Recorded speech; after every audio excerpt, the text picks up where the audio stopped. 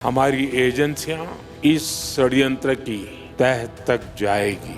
बाकायदा काबीना का इजलास बुला लिया गया है, तो नजर आ रहा है कि ये इसका मुद्दा जो है आखिर में पाकिस्तान पर डालने की कोशिश करेंगे। इसके पीछे के षड्यंत्रकारियों को बख्शा नहीं जाएगा।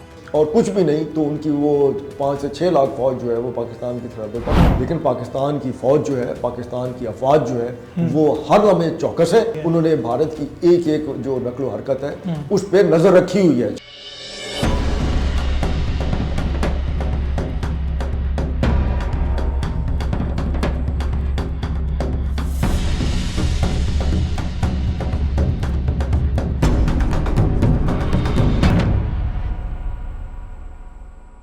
अस्सलाम वालेकुम, मैं हूं मोहम्मद इकबाल और आप देख रहे हैं साउथ पंजाब डिजिटल। आज हमारे साथ मौजूद है सीनियर तज्जियाकार खालिद बेग साहब। अस्सलाम वालेकुम सर। सर बताइएगा, दिल्ली पर ये जो हमला होता है ये कुदरती था या फिर ये सब कुछ प्री प्लान था? देखिए जी, उसमें ऐसा है कि ये बहरहाल जो है हुकूमत ने इस वक्त इंडियन हुकूमत ने बड़ा खूबसूरत तरीके से इसको प्ले करने की कोशिश की है। ये फॉल्स फ्लैग ऑपरेशन ही है, ये दहशतगर्दी जो उन्होंने खुद कराई।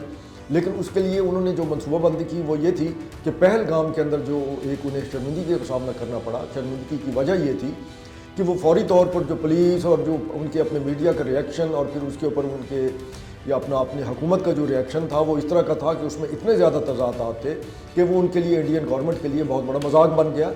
और वो फिर उसका नतीजा निकल भी आया कि वाकई वो एक उनका अपना ही क्या धरा कार्रवाई थी। अब उन्होंने ये किया है कि जैसे ही ये गुज़श्ता रात को ये धमाका हुआ है तो हस्बे मामूल जो है इंडियन जो उनके मीडिया है, इलेक्ट्रॉनिक चैनल हैं या बाकी जो है, उन्होंने जो है वो बाकायदा एक पाकिस्तान को मोरद इल्ज़ाम ठहराना शुरू कर दिया और उसे दहशतगर्दी बताया। उसके ऊपर फिर दिल्ली पुलिस ने फौरी तौर पर रिएक्शन किया और बाकायदा एक और हुक्मनामा जारी किया, हुक्मनामे लेटर जारी किया, हदायतनामा जारी किया, जिसमें बताया कि भाई आप ये हरकत मत करें और किसी को इल्ज़ाम ठहराने की ज़रूरत नहीं है, मुल्ज़िम बनाने की ज़रूरत नहीं है। और हम अभी फ़िलहाल इसकी तहकीकात कर रहे हैं, हो सकता है ये गैस का सिलेंडर फटा हो और जब तक तहकीकात मुकम्मल नहीं होती आप किसी को मोरद इल्ज़ाम ना ठहराएं। मकसद ये था कि ये बताया जा सके कि भाई हमने यकदम ये इल्ज़ाम नहीं लगाया।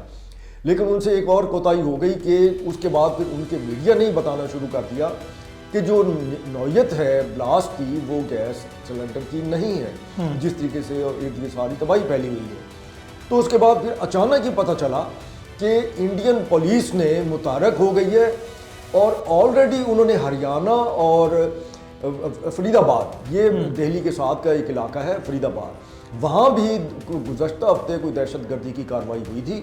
तो उसके ऊपर हरियाणा की पुलिस और जम्मू और कश्मीर की पुलिस, मकबूजा जम्मू कश्मीर की जो पुलिस है वो मुश्तरका तौर पर कुछ तहकीकात कर रही थी और उन तहकीकात में जो है कुछ डॉक्टर्स हजरात जो है कश्मीर से, मकबूजा कश्मीर से पकड़े गए थे, जिसमें एक डॉक्टर मुजम्मल शकील है और दूसरा डॉक्टर आदिल राठौर है। ये पकड़े गए थे और फिर उसके बाद दिल्ली पुलिस भी उस तहकीकात में शामिल हो गई। मतलब है कि ये ऐसे ही हो गया कि जैसे विकीपीडिया होता है कि आप सवाल डालें और उसके जवाब आना शुरू हो जाते हैं। बाकायदा काबीना का इजलास बुला लिया गया है। भाई 48 घंटे बाद अगर आपको ये तहकीकात मिल गई थी तो उसमें काबीना का इजलास बुलाने का क्या मतलब है? ठीक है, दहशतगर्दी की कार्रवाई है, दुनिया में कहीं भी होती है, उसके ऊपर पूरी हुकूमत काबीना का इजलास बुलाकर क्या है? तो नज़र आ रहा है कि ये इसका मुद्दा जो है आखिर में पाकिस्तान पर डालने की कोशिश करेंगे। आपने बताया कि ये फॉल्स फ्लैग ऑपरेशन है, इसकी तरफ मैं बाद में आता हूँ। हम देखते हैं कि बहुत सारे इस तरह गाड़ियों में जो सीएनजी गाड़ियाँ होती है ब्लास्ट होते हैं, लेकिन इतनी जल्दी जो तफ्तीश होती है वो नहीं की जाती। ब्लास्ट हो भी तो रिपोर्ट दर्ज कर ली जाती है। इस ब्लास्ट में हम देखते हैं सिलेंडर फटता है, दिल्ली पुलिस जो है खुद कंफर्म करती है, लेकिन सिलेंडर फटने के बाद उसका जो पहला ओनर था जिसने गाड़ी सेल की है उसे गिरफ्तार कर लिया जाता है। जो दूसरा ओनर है उसके बारे में तहकीकात की जाती है कि उसका पुलवामा से ताल्लुक है, और जिसके कंट्रोल में थी गाड़ी उसके बारे में तहकीकात की जाती है। ये इतनी जल्दी इतनी चीज़ें कैसे हो जाती है? जी, उनके जो तहकीकाती अदारे हैं वो ये कहते हैं कि इसमें अमोनियम नाइट्रेट फ्यूल ऑयल जो है वो इस्तेमाल किया है और उसके शवाहिद वहाँ से मिले और उसकी जो मकदार बता रहे हैं वो है 2900। आप ये देखिए कि इतनी बड़ी मकदार में अगर धमाका खेज मवाद जो है वो फटे तो वहाँ पर इर्द गिर्द की 200 गाड़ियाँ तो क्या इससे भी ज़्यादा तबाह हो जाए। बिल्कुल ऐसे ही है। तो ये सारा जो उनके तहकीकात के जो रुख है वो नज़र आ रहा है कि उन्होंने जो एक हजीमत थी जो अपना ऑपरेशन सिंदूर के हवाले से इंडिया को मिली, ये सारा मुद्दा उसको घुमा फिरा कर पाकिस्तान के ऊपर डालना चाह रहे हैं। और लामाला वो इन लोगों को जिनको पकड़ेंगे वो कश्मीरी ही होंगे, बिल्कुल। और उनको जैश ए मोहम्मद का जो है वो उनका राब्ताकार या उनके सहूलतकार बताकर उनको मुकदमात भी उनके ऊपर चलाए जाएंगे, और वहाँ सुप्रीम कोर्ट और उनकी अदालतें, हाई कोर्ट और लोअर कोर्ट जो हैं वो सारे जो है कभी भी मुसलमानों को इस हवाले से वो माफ़ी उनकी तरफ से नहीं मिलती। अच्छा सर, अगर हम पाकिस्तान में देखें, हम भी दहशतगर्दी को फेस कर रहे हैं, हमारे लिए भी एक बड़ा चैलेंज है, लेकिन पाकिस्तान ने कभी किसी हिंदू को दहशतगर्द नहीं डिक्लेयर किया, कभी किसी ईसाई को दहशतगर्द डिक्लेयर नहीं किया, कभी किसी सिख को दहशतगर्द डिक्लेयर नहीं किया। जब भी भारत में कोई वाक़या होता है, एक तो ये तब होते हैं जब मोदी की हुकूमत होती है, मोदी की गवर्नमेंट होती है, और फिर इसमें जो लोग बीजेपी की गवर्नमेंट होती है, फिर इसमें जो लोग मुलव्वस होते हैं वो मुसलमान ही क्यों होते हैं, इसकी क्या वजह है? देखिए, उसकी वजह यह है कि वो किसी न किसी तरीके से जो बीजेपी है या राष्ट्रीय सेवक संघ का ये पॉलिटिकल फेस है बीजेपी जो है, तो वो उनकी टोटल जो एक बुनियाद है या उनकी शनाख्त है या उनका जो कंट्रोल है वो इस्लाम, मुसलमान और पाकिस्तान दुश्मनी पर ही मबनी है। अगर वो ये तरीका अख्तियार नहीं करते तो फिर राष्ट्रीय सेवक संघ या इस तरह की दीगर जो हिंदुत्व जो इंतहापसंद तंजीमें हैं उनका वहाँ जवाज़ नहीं रहता।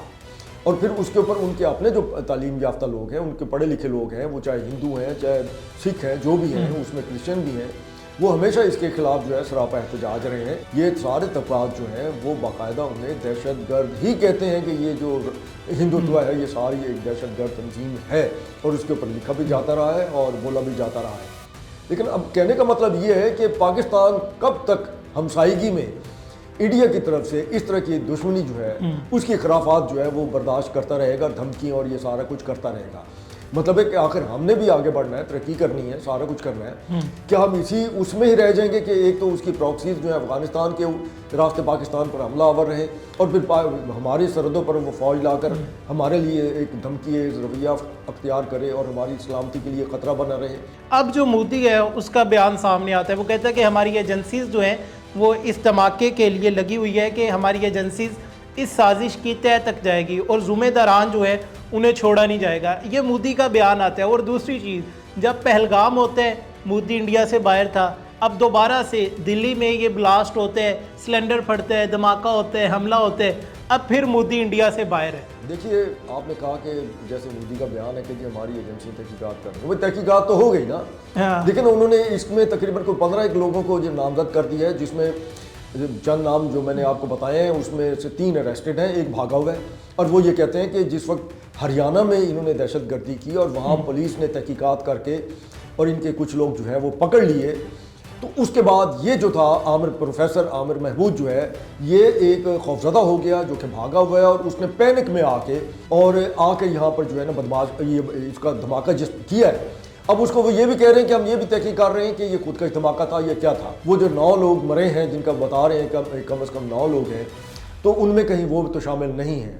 तो मतलब है कि वो एक इस तरीके से ऐसी पोस्टरिंग कर रहे हैं कि सुनने वालों को, जानने वालों को भी कंफ्यूज रखा जाए और उनके जहन में भी आ जाए कि लामाला अगर खुद का धमाका है या दूसरा है तो दहशतगर्दी, और दहशतगर्दी है तो फिर इसमें जैश ए मोहम्मद मुलव्वस है, अगर जैश ए मोहम्मद मुलव्वस है तो लामाला फिर पाकिस्तान मुलव्वस है।